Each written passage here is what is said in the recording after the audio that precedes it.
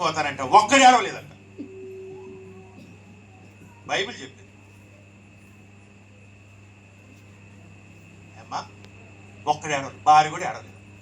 ఎంత దుర్మార్గంగా ప్రవర్తించుంటాడు వీడు. పిల్లలు కూడా ఏడవలేదు, భార్య కూడా ఏడవలేదు, ఎవడు ఏడవలా. పేడ ఇరుగుడైంది అనుకున్నారు అందరూ. ఈ జీవితే అంతా జీవించకపోతారు. ఎవడికి నువ్వు సంతోషాన్ని ఇచ్చావు? దేవునిగా తేలా. నీ ఏగాడికి నీ కోరికలు, నీ ఇచ్చలు, నీ ఆశలు, నీ మత్తు పదార్థాలు అంతా నీ ఇచ్చలే. నిన్నుకన్నా తల్లిదండ్రులన్నా, నిన్నుకన్నా తల్లికే సంతోషం లేదు నీ వలన. నిన్ను కట్టుకున్న భార్య నువ్వు ఎవడికయ్యా సంతోషం తెచ్చేది లోకం? ఎవడికయ్యా? నిన్ను సృజించిన దేవునికే నువ్వు సంతోషం తేలా. ఇక నువ్వు ఎవరికి సంతోషం తెస్తావు? నీకు తప్పితే. సరే నీ సంతోషం నీకేమైనా చేసిందా? అవయవాలన్నీ పాడైపోయింది తాగి తాగి. నీకు కూడా సంతోషం లేకుండా పోయింది. అది నీ జీవితం నువ్వు నడుపుకుంటే నీ ఇష్టాలు సార్.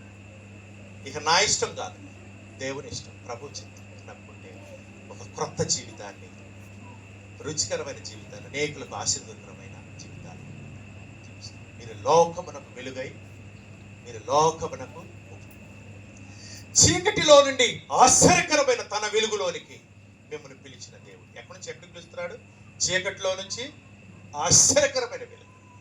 ఎవరి వెలుగు అది? ఆశ్చర్యకర తన వెలుగులోనికి, దేవుని వెలుగులోనికి. ఆశ్చర్యకరమైన ఆ జీవితం నీకే ఆశ్చర్యం. నువ్వేనా మారింది? మిగతా శాశ్వతాన్ని దేవునికి అసలు ఉందే స్వల్ప జీవితం.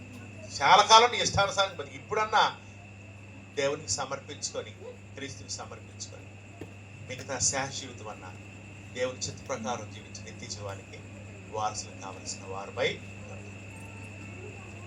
మోషే చనిపోతే 30 రోజులు ఇచ్చారు ఇశ్రాయేలు. యెరోబాము చనిపోతే ఒకడే అన్నాడు. చక్కగా విన్నందుకు మరి మంచి విషయాలు మొదట నానిగారు, తర్వాత విజయభాస్కర్ గారు చెప్పారు. ఆ విషయాలు ఎంతో విలువైన విషయాలు. వారికి కూడా కృతజ్ఞతలు. కార్యక్రమం నడిపిస్తున్న ఎలీషా గారికి కృతజ్ఞతలు. ప్రార్థన చేసుకుందాం. మరి సహోదరులు ప్రార్థన చేయమన్నారు. ప్రార్థనతో ఈ కూడికని ప్రార్థన.